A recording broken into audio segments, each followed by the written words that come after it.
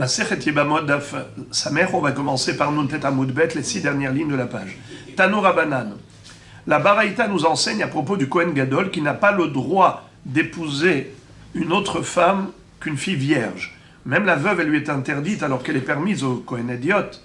Et là, on va parler d'un cas de figure très atypique, à savoir, un Kohen Gadol, si jamais il a violé une jeune fille, ou il a séduite, ce qu'on appelle Anusat Atzmo ou Mefutat Atzmo. Est-ce qu'il a le droit de l'épouser? D'une part, c'est lui qui l'a rendu non Betula, mais d'autre part, il s'agit maintenant de se marier. Est-ce qu'il a le droit d'épouser cette fille qui n'est plus vierge? Réponse interdit. Loïssa. Pourquoi? Puisqu'elle n'est plus vierge. Bien que c'est lui qui l'a rendue non vierge, mais c'est un état de fait. Puisque dans la réalité, elle n'est pas Betula, et la Torah a dit Ki im Betula merama vikar isha. Eh bien, elle est interdite. Deuxième halakha, nous dit la Braïta, Ve'im nasa nasui. Mais a posteriori, s'il a quand même enfreint l'interdit et il a épousé, nasui. Bedi'avad, elle est mariée. Et on verra par rapport à quel statut elle est considérée comme mariée, qu'est-ce que ça veut dire. Anusat havero, ou mefutat havero loïsa, ve'im nasa, Rabbi Eliezer ben Yaakov Omer, avalad halal, maintenant, on parle d'un autre cas de figure. Quel est le din si ce n'est pas le Kohen Gadol qui a violé cette fille? C'est quelqu'un qui a violé une jeune fille, ou il a séduite, ce qu'on appelle Anoussa, ou bien Mefuta. Anoussa violée, Mefuta séduite. Est-ce que le Kohen Gadol a le droit de l'épouser? Réponse, Loïssa. Pourquoi? Parce qu'elle n'est plus Betula. Ve'im Nassa. Et s'il a épousé tout de même, Rabbi Eliezer ben Yaakov Omer Abalat Halal, Hachamim Omrim Abalat Kasher. Les enfants qui seront issus de cette union entre le Kohen Gadol et la jeune fille violée, qui n'est pas Betula, selon Rabbi Eliezer ben Yaakov, l'enfant est halal. C'est comme un Kohen Gadol qui a épousé une veuve ou une divorcée. Mais Hachamim disent que non, que le valad est kasher, l'enfant n'est pas halal. Comme le fils d'un Kohen avec une divorcée, Kohen Gadol avec une almana. Non, ce n'est pas pareil. Et on verra dans la Gemara quelle est la raison pour laquelle ils disent que le valad est caché. La Gemara commence par analyser cette baraïta. Et elle reprend petit à petit tous les enseignements que nous venons de voir. Premier enseignement, Imnasa Nasouy. On avait dit qu'un Kohen Gadol n'a pas le droit d'épouser sa propre violée, sa propre séduite, c'est-à-dire que même si c'est lui-même qui l'a violée, mais elle lui est interdite, parce qu'au moment où il vient l'épouser, il épouse une qui n'est plus Betula, car lui, il a rendu non Betula. Alors c'est interdit pour lui de l'épouser. Mais Bedi Avad, mais Imnassa, Nassoui. A posteriori, s'il a épousé, eh bien, ils sont mariés. Alors là, vous allez être choqués de ce que vous allez entendre. Amar Rav Huna Amar Rav, Umotzi Beget. Rav Huna dit au nom de Rav, bien que la Braïta ait dit que, a posteriori, le mariage est un mariage, mais tout de même, il y a une obligation de la répudier. Il n'a pas le droit de vivre avec elle, il faut qu'il lui donne un guet.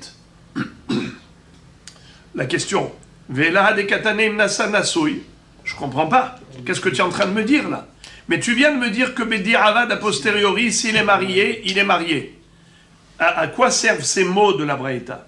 Si c'est pour nous dire que le mariage a pris effet, mais ça c'est évident.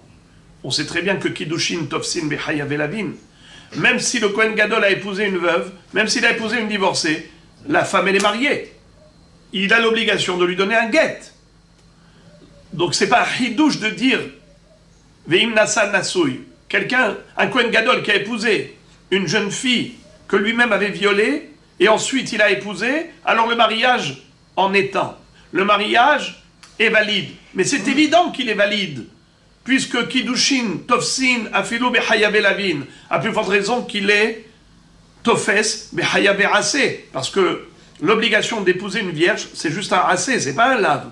Ki im Betula Me'amav Ikar Isha, quand il a violé, elle n'est plus Betula. il est revers sur un assez. Là, Baba Miklal assez. Donc c'est évident que les Kiddushin prennent effet. Alors que voulait dire la Baraïta quand elle a dit Ve'im Nassan Nasouy? C'était pour nous dire qu'il peut rester, vivre avec elle. Alors comment Ravuna, au nom de Rav, peut contredire la Baraïta et dire ou Motzi Beget? Motzi Beget, c'est le contraire de ce qu'a dit la Baraïta, a priori, puisque la Braïta a dit Imnasa, Nasouy, Avad, s'il s'est marié avec elle, le mariage est absolument valide, ça veut dire qu'il peut rester vivre avec elle. Comment Rav peut dire Motzi Beget? Réponse Amar Abaha Yaakov, Lomar, She'eno Meshalem Knas Bimfuta.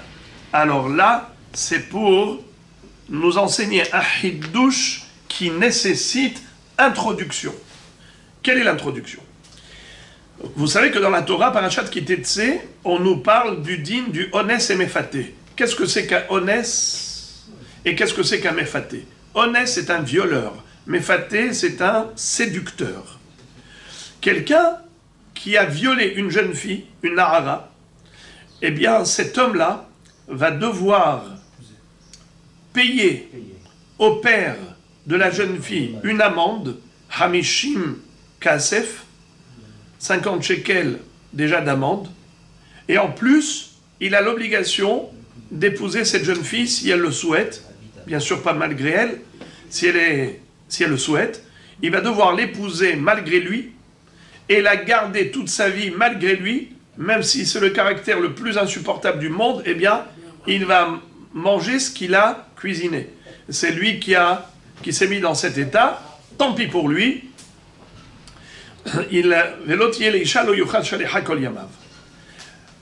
Ça, c'est le din du violeur. Pour le séducteur, c'est légèrement différent.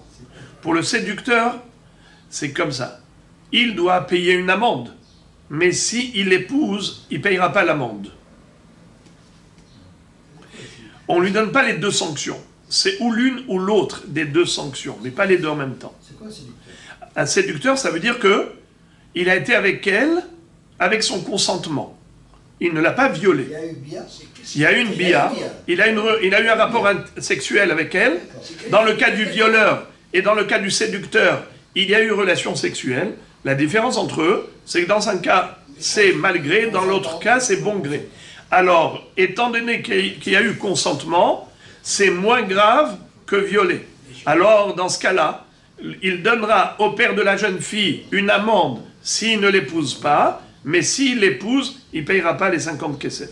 Alors maintenant, on nous dit comme ça. Imaginons un Kohen Gadol qui a violé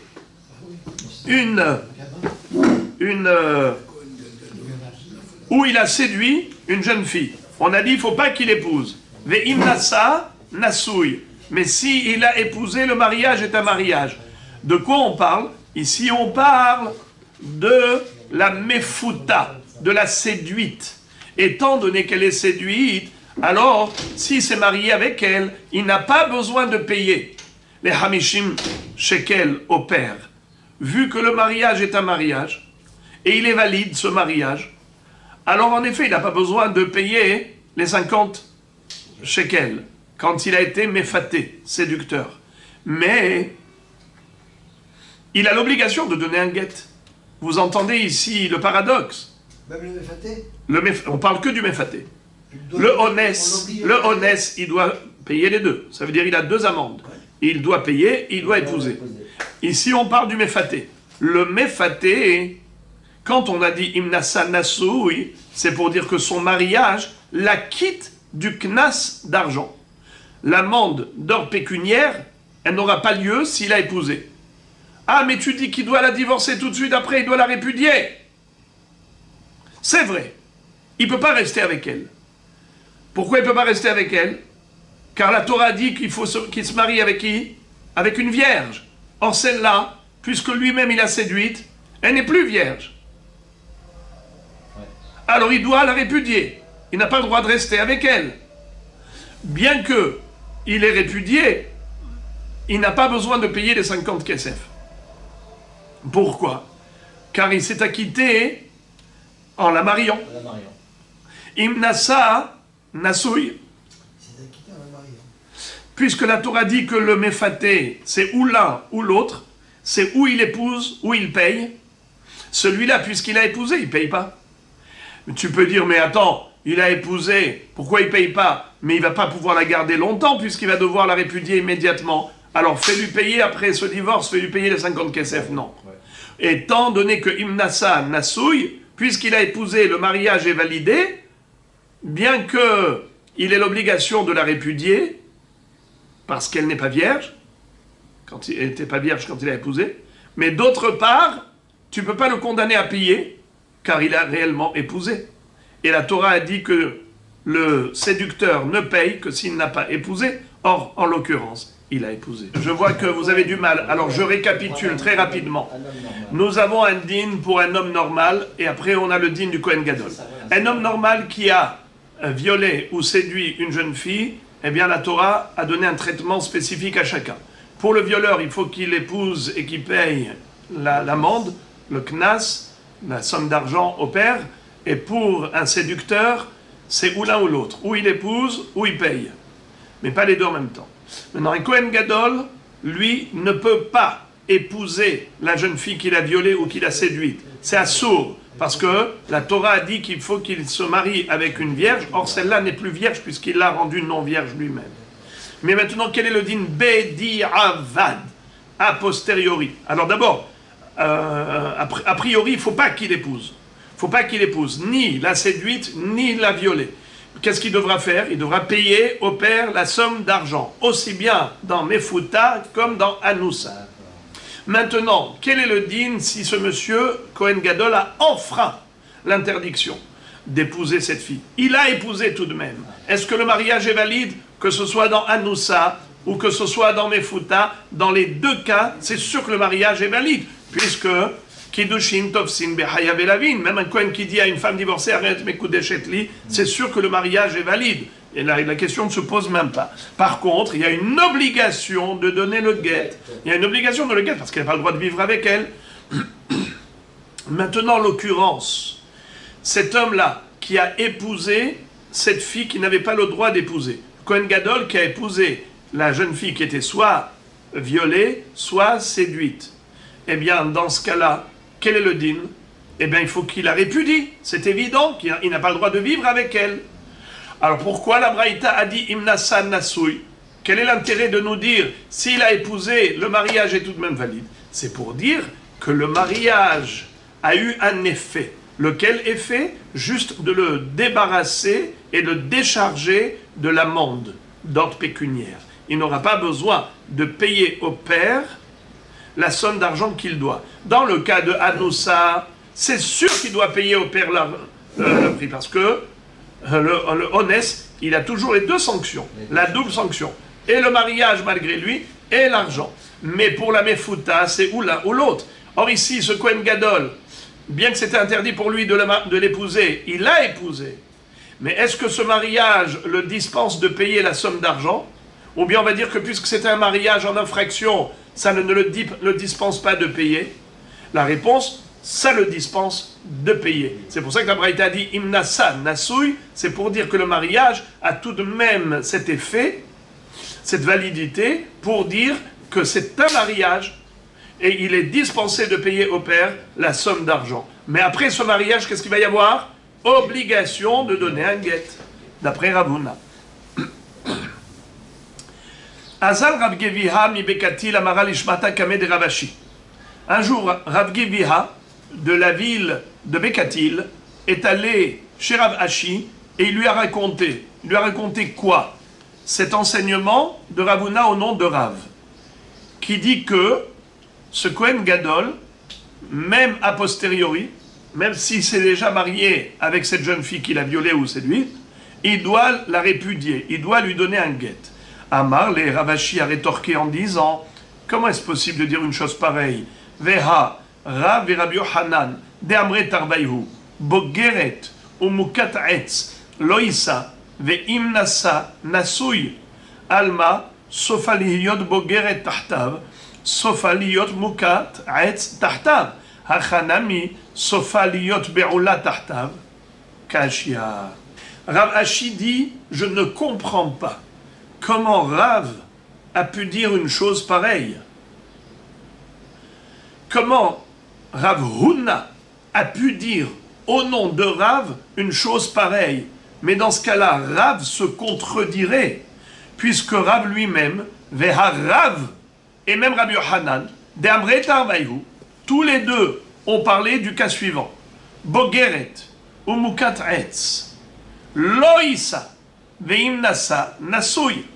C'est-à-dire, la Torah interdit au Kohen Gadol d'épouser une Bogeret. Vous vous rappelez qu'est-ce qu'avait dit Rabbi Meir?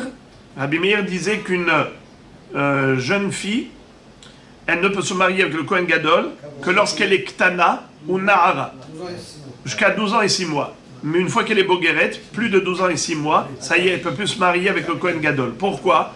Car il y a une partie de sa virginité qui a disparu. Ça, c'était Rabbi Meir. Deuxièmement, Mukat Etz, ou bien celle qui, par exemple, a introduit à l'intérieur de son vagin, elle a introduit un corps étranger. Par exemple, du bois. Elle a pris un manche à balai et elle a fait entrer. Et donc, elle-même, elle s'est déflorée. Elle-même, elle a détruit son hymen. Elle-même, elle a retiré sa virginité. Alors, quel est le din maintenant pour un Kohen Gadol? Est-ce qu'il a le droit de l'épouser? Eh bien, non. Alors, regardez. Bogeret, pour Rabbi Meir, ou Mukat Etz, Loïsa. Un Kohen Gadol n'a pas le droit d'épouser. Ve'im Nasa, Nasouy, mais Bedi Avad, a posteriori, s'il a épousé, c'est écrit Nasouy. Le mariage est valide. Pourquoi? Pour quelle raison? Alma sofa liot bogeret tahtav. Sofa liot mukat etz tahtav. Pourquoi? Parce qu'on dit, tu dois l'épouser quand elle est vierge.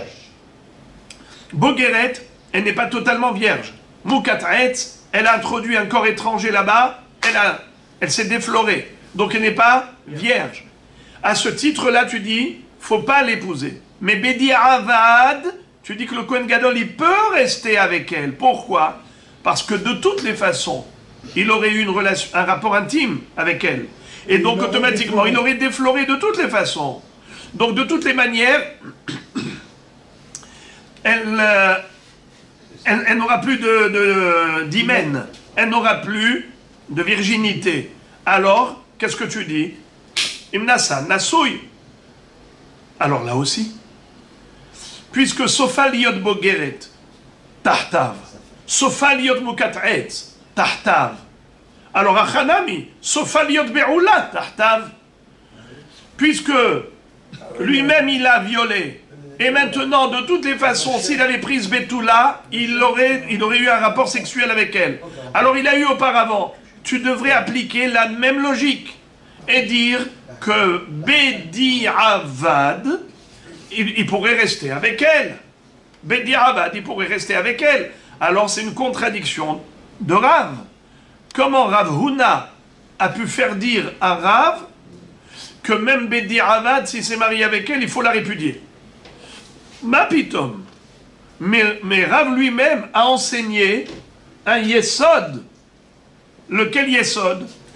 Mukat Etz et Bogeret, bien que les Khatrila c'est assaut, mais Bedi Avad, s'il a épousé, il a le droit de rester avec elle. Pourquoi? Parce que Sofa liot Bogeret, Tahtav.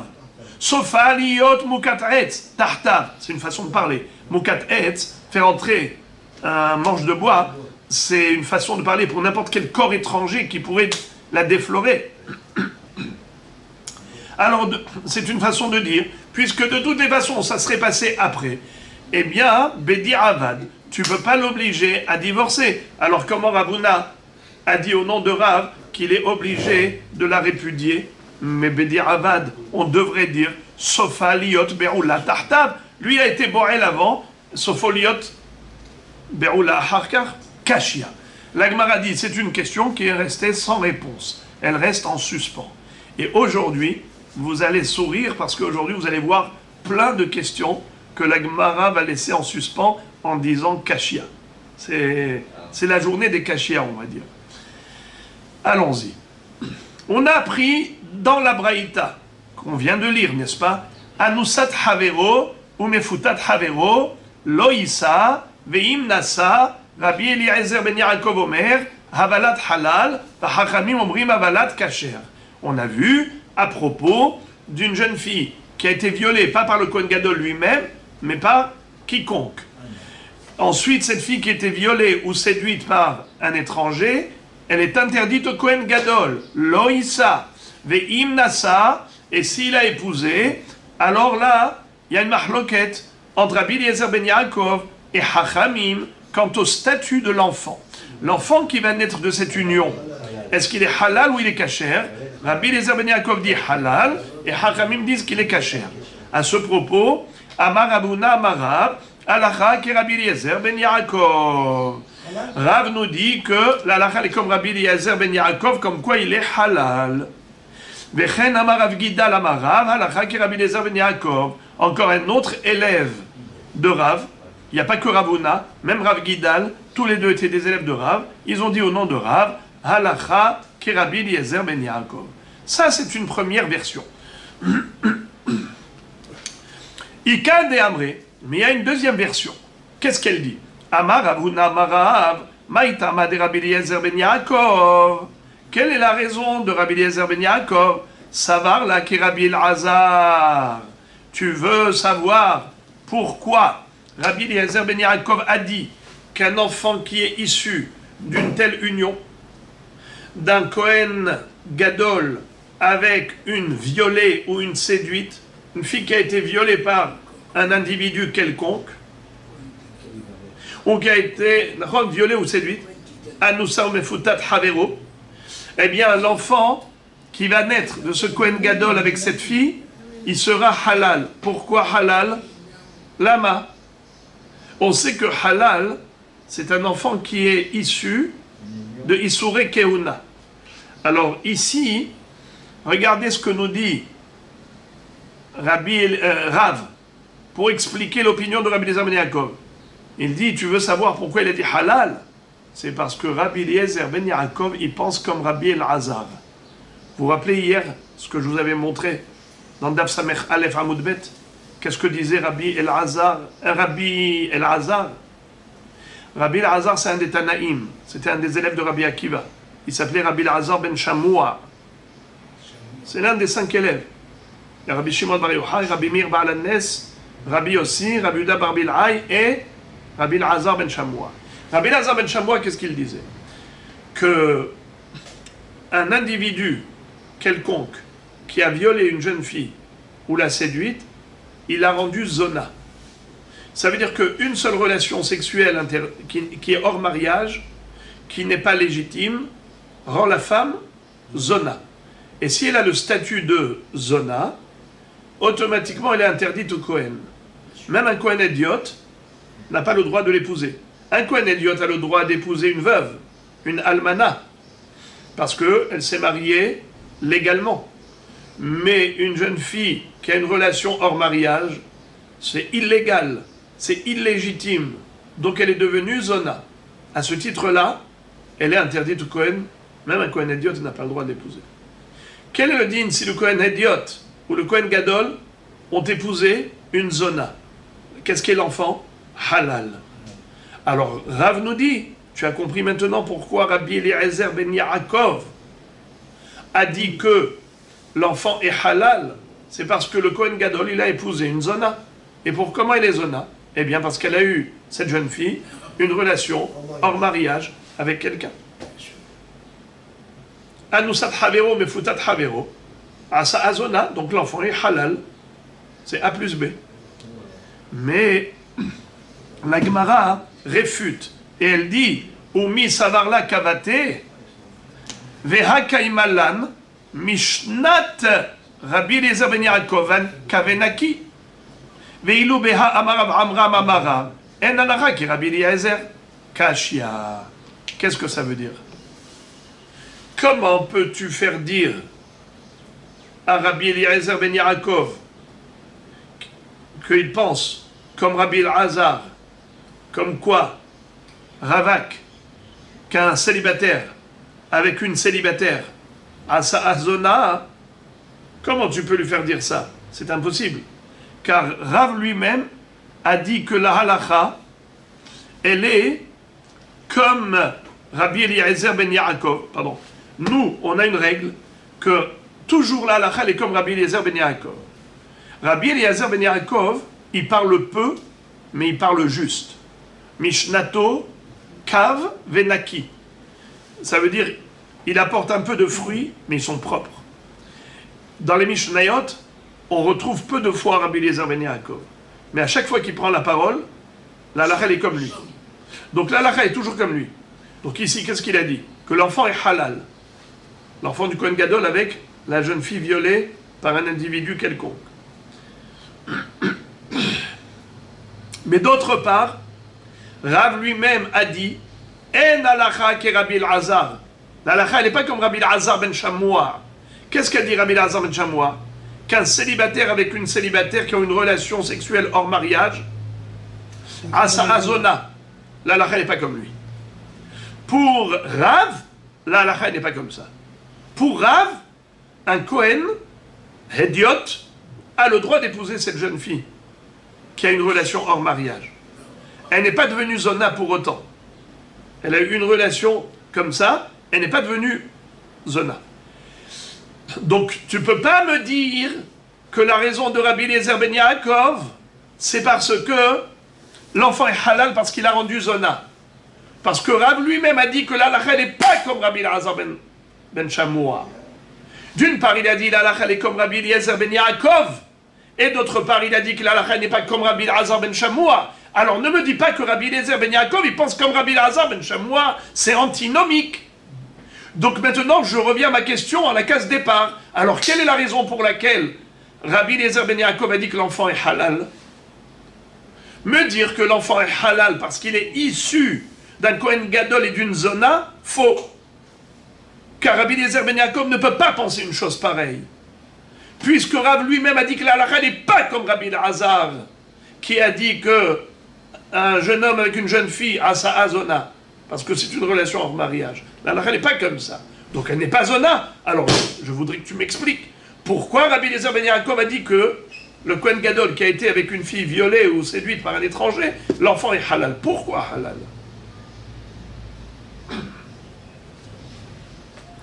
Amar Rav Amram, pardon, Ravashi Amar, Beyesh halal mechaya ve'ase kamefalge.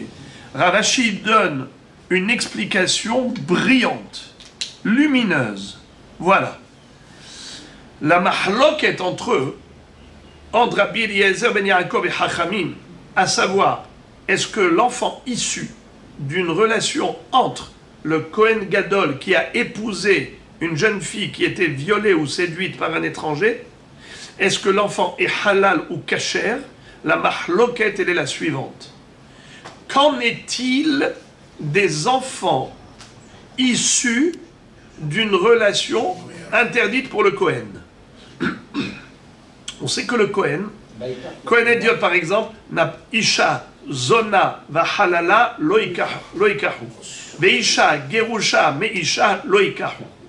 Un Kohen Ediot n'a pas le droit d'épouser ni une Zona, ni une halala, ni une Grusha.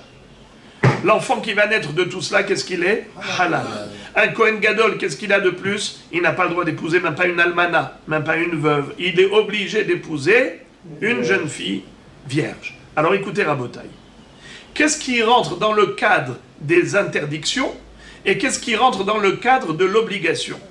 Dans la Torah, on a deux catégories de mitzvot. Mitzvot lota aseh et mitzvot aseh. Des interdictions, il y en a 365. Des obligations, il y en a 248. N'est-ce pas? Mitzvot aseh, mitzvot lota aseh. Mais parfois, il y a ce que l'on appelle lav habba miklal aseh, aseh. C'est-à-dire, la Torah m'interdit quelque chose sous forme positive. Au lieu de parler dans un langage négatif, de négation, ne fais pas ça. Elle te dit, fais ça. Et quand elle te dit, fais ça, tu comprends que tout ce qui n'est pas ça est interdit. Par exemple, elle dit au Kohen Gadol, tu es obligé d'épouser une vierge. Sous-entendu, si elle n'est pas vierge, elle t'est interdite. Comment s'appelle cette interdiction? Ça s'appelle une interdiction positive, pas une interdiction négative. C'est une interdiction qui découle d'un langage positif et pas d'un langage négatif. La Torah te dit Ki im betula me'amav ikah isha. Vehu isha biftulea ikah. Qu'est-ce que ça veut dire? Il doit prendre une vierge. C'est un langage positif. Tu prends une vierge. J'en déduis que celle qui n'est pas vierge, tu n'as pas le droit. Mais ça s'appelle lav haba miklal ase ase. Il y a d'autres femmes qui lui sont interdites dans un langage négatif. Isha zona vahalala loikahu loikahu. Veisha gerusha meisha loikahu. Donc la Torah te dit loikah, loikahu. C'est négatif. Alors, les enfants issus d'une union entre le Kohen et la femme interdite, qui est interdite, belota'ase, c'est évident que l'enfant est halal. Mais un enfant issu d'une union entre le Kohen, Gadol, et une fille non vierge, mais cette fille non vierge, elle n'est pas Gerusha, elle n'est pas Almana, elle n'est pas Halala, elle n'est pas Zona, elle est juste pas vierge. Alors, celle-là, son enfant, est-ce qu'il sera halal? C'est ça la mahloket. Rabbi Eliezer ben Yaakov dit Yesh halal mais hayave assez. Et Hachamim disent En halal mais hayave assez. C'est-à-dire que pour Rabbi Eliezer ben Yaakov, même une femme qui n'a pas été interdite par un langage négatif, la Torah a employé un langage positif. Et on a déduit l'interdiction d'un langage positif. Comme ici. La Torah dit qu'il faut qu'il l'épouse une Betula. Mashma que celle qui n'est pas Betula, par exemple une fille qui a été violée, elle n'est plus vierge, elle est interdite. Mais comment elle est interdite? Par un langage positif. Ça s'appelle Hayave Ase. Un Issour Ase. Et la règle étant Lav Haba Miklal Ase Ase. Un interdit qui découle, une interdiction qui découle d'une obligation équivaut à une obligation. Ça veut dire que ça n'a pas le statut d'interdiction, c'est un statut d'obligation. Pour Rabbi Eliezer ben Yaakov, pas seulement quand l'enfant est issu d'un Issour négatif, même quand il est issu d'un Issour positif, l'enfant est halal. Hachamim disent non. L'enfant ne sera halal que dans la mesure où le Kohen a transgressé en s'unissant à cette femme, il s'est uni à cette femme, il a transgressé un lota'ase. Là, l'enfant est halal. Mais si ce Kohen Gadol, quand il s'est uni à cette femme, il n'a pas transgressé Issour lota'ase, c'est juste un Issour assez, l'enfant n'est pas halal. Est-ce qu'on peut balancer des halachot comme ça à droite et à gauche? Un dit blanc, l'autre dit noir. Est-ce que c'est possible? Réponse non. Chacun va s'appuyer sur une dracha merveilleuse du passouk et vous allez voir du miel. Regardez ça. La Gemara dit comme ça. Rabbi Eliezer ben Yaakov savar yesh halal mechayave ase ve Rabbanan savre en halal mechayave ase. Maïtama de Rabbi Eliezer ben Yaakov. Quelle est la raison pour laquelle Rabbi Eliezer ben Yaakov considère que même Issour Assez, ça produit un enfant halal? Réponse, dirtive. Parce qu'il est écrit dans la Torah, Almana ugrushav halala zona et ele loikah ki im betula me'amav ikah isha. Je vous lis tout le passouk, vous l'avez sur le côté gauche. Almana ugrushav halala zona et ele loikah ki im betula me'amav ikah isha. C'est pas marqué comment on appelle ça au début. Attendez, d'abord qu'on voit le passouk. Almana ou Grusha. Donc c'est quoi Almana? Une veuve. Grusha, divorcée. Halala, profanée. Zona, prostituée. Et elle loïka. Celle-là, faut pas les prendre. Comment s'appelle ce loïka? Lota'ase. Ensuite, Ki'im betula me'amav ikah isha, il ne prendra qu'une betula, ça c'est mitzvah assez. Alors Rabbi Eliezer ben Yaakov te dit, regardez bien, juste après, le pasouk qui vient juste après, Velo yehalel zav'o be'amav ki ani Hashem mekadesho. Répétons. Velo yehalel zav'o be'amav ki ani Hashem mekadesho.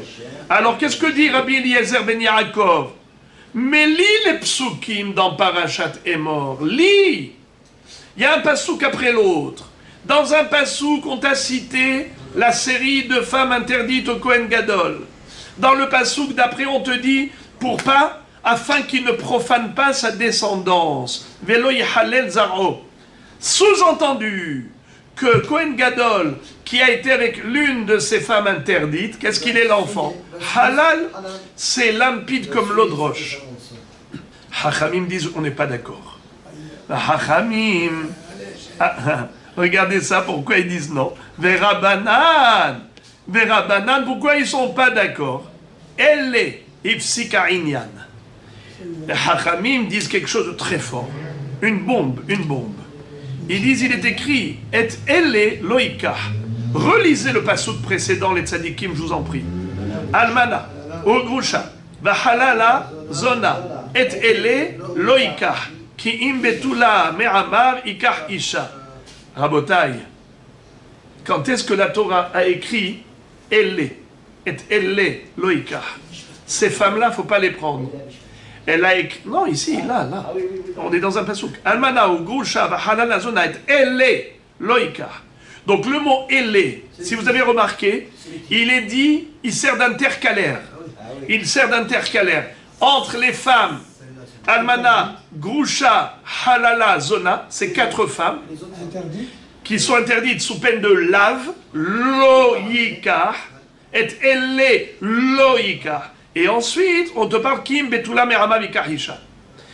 Pourquoi on a écrit le mot elle? On n'avait pas besoin d'écrire elle.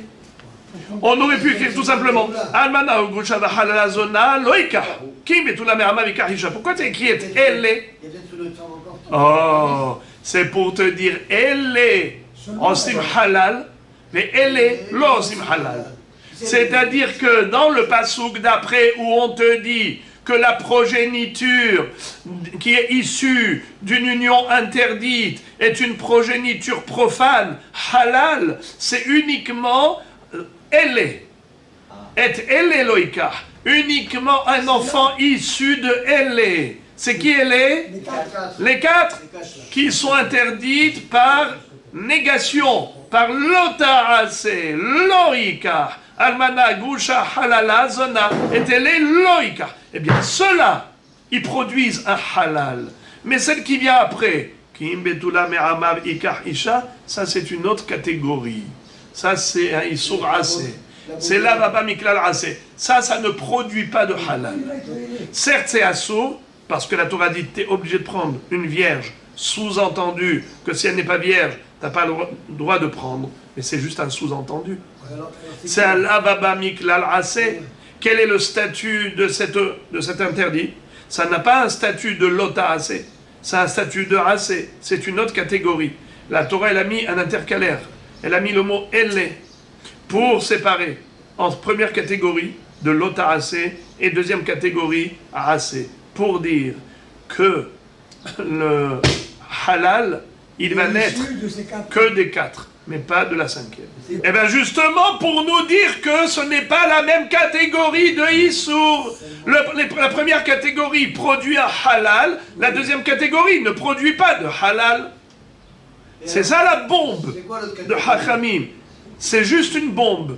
Vous entendez là, c'est nucléaire. Alors pour comprendre la suite, il faut juste récapituler. Quel est l'objet de la mahloket entre Hachamim et Rabbi Eliezer ben Yaakov? Pourquoi Rabbi Eliezer ben Yaakov a dit que l'enfant est halal et Hachamim disent qu'il n'est pas halal? Hachamim disent qu'il n'est pas halal, étant donné que la Torah elle-même a mis le mot « elle » entre les deux. Entre la première catégorie, ce sont les 4, Almana, Grusha, Halala, Zona, qui sont interdits de Kohen Gadol sous forme négative, loïka. Et par rapport à celle-là, la Torah dit et elle loïka. Eh bien, Hachamim disent que le passouk qui vient après, veloï halel zaro, que l'enfant sera halal, c'est uniquement par rapport à ces 4 femmes, qui sont une catégorie de l'ota'asé.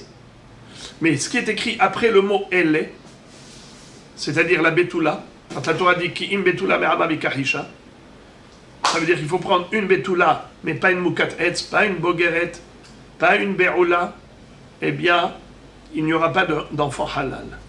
L'enfant qui va naître du Kohen Gadol avec cette jeune fille, même si elle n'est pas betula et qu'il avait l'obligation de prendre une betula, mais étant donné que c'est pas interdit sous forme négative, c'est interdit sous forme positive, ils sont assez, l'enfant n'est pas halal. Mais Rabbi Eliezer ben Yaakov dit non. Toutes les femmes qui figurent dans ce pasouk, elles produisent toutes un halal. Puisque la Torah, juste après ce pasouk, elle a écrit Velo halal zaro. Sous-entendu, c'est qui est halal? C'est un enfant qui est issu d'une union entre le Kohen Gadol et l'une de ces femmes. Et parmi ces femmes-là, on a aussi celle qui n'est pas Betula, c'est-à-dire qui im Betula me'ama bikah isha, et celle qui n'est pas Betula. L'enfant est halal. Alors maintenant, quelle est la question qu'on va poser? Bravo! La question qu'on va poser. Alors, Hachamim nous ont dit à quoi il sert le mot Elé. Mais Rabbi Eliezer ben Yaakov, comment il va expliquer le mot Elé? Le mot Elé, il sert à rien. Pourquoi la Torah a écrit le mot Elé au milieu? Elle aurait dû l'écrire à la fin, par exemple. Plutôt, Bichlal, ne pas l'écrire. À quoi il sert? Alors, Elé, les Maoutenida. Rabbi Eliezer ben Yaakov dit le mot Elé. Tu veux savoir à quoi il sert? À exclure la Nida. Qu'est-ce que ça veut dire? La Nida. Nida, une femme qui est Nida. Imaginons un Kohen Gadol, il a une relation avec sa femme lorsqu'elle était Nida. On sait que c'est Hayav Karet. Un homme qui va avec une femme qui est Nida, n'est-ce pas? Il est Hayav Karet. Alors maintenant, est-ce que le Kohen Gadol qui a été avec son épouse qui était Nida, est-ce que l'enfant est halal, oui ou non? Oui. Oui. Oui. Qu'est-ce que c'est qu'une femme nida? Elle n'a pas été au mikvé. À partir du moment où une femme a eu un saignement une fois dans sa vie et qu'elle n'a pas été au mikvé pour se purifier, elle est nida toute sa vie. Alors maintenant, elle a eu un enfant, cette femme nida, avec le Kohen Gadol. L'enfant est halal ou pas? Eh bien, on nous dit que non, l'enfant n'est pas halal. Pourquoi?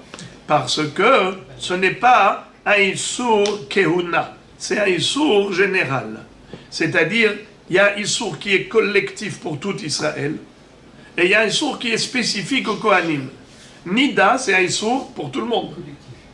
Collectif. Alors que halal, de qui c'est né le halal? Que des Issour Kehuna. Alors c'est ça ce qu'on nous dit. Et elle loïka, pour te dire elle. Quelles sont les femmes qui peuvent produire un halal? Velo halal, c'est almana, ou grusha, halala, zona, et elle loïka. C'est ça ce qui peut produire un enfant halal. Mais un Kohen Gadol qui a été avec une nida, certes elle lui est interdite, mais malgré tout l'enfant qui va être issu de cette relation ne sera pas considéré halal. Parce qu'il n'y a que elle, il n'y a que ces femmes-là qui peuvent produire un halal, qui sont interdites pour les Kohanim, mais pas une nida qui est interdite pour n'importe quel homme. Eh bien, ça on le déduit du mot elle. La Gemara, maintenant, cite une baraïta.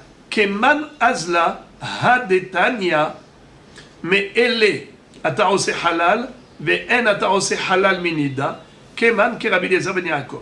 Il y a une braïta qui, à propos de ce pasouk toujours qu'on vient de lire, almana ou grusha b'halala zona, et elle loikar kim betula me'ama v'kahisha, ve'lo yhalel zaro be'amav ki ani Hashem ekadesho.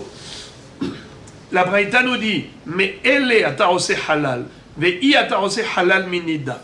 La braïta te dit, un halal ne peut être issu que de elle, mais pas de nida. C'est qui l'auteur de cette braïta? Évidemment, c'est Rabbi Eliezer ben Yaakov que nous venons de voir.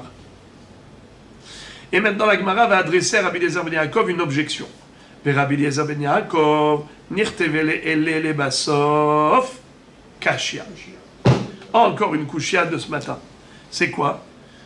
Il y a une incohérence. Dans le pasouk, selon toi, Rabbi Eliezer ben Yaakov, on a un problème.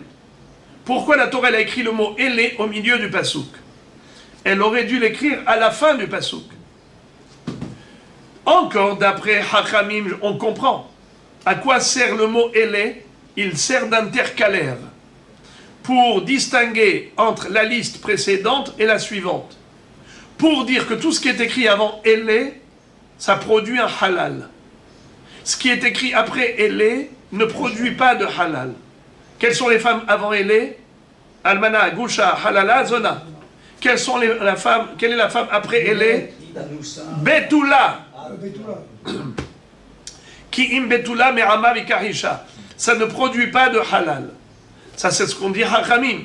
Alors on comprend pourquoi le mot ele se retrouve au milieu du pasouk. Mais d'après toi, Rabbi Eliezer ben Yaakov, le ele au milieu du pasouk, c'est un cheveu dans la soupe. Car il n'a pas sa place là-bas. Puisque toi, Rabbi Eliezer ben Yaakov, que dis-tu? Tu dis que toutes les catégories, pas seulement Almana, Grusha, Halala, Zona, produisent un halal. Tu dis que même la catégorie qui est écrite après elle, à savoir une femme qui n'est pas Betula, comme une Be'ula, Mukat'et, Bogeret, toutes celles-là, tu me dis qu'elles produisent du halal, oui? Alors pourquoi la Torah a écrit le mot elle juste avant? Elle aurait dû l'écrire à la fin.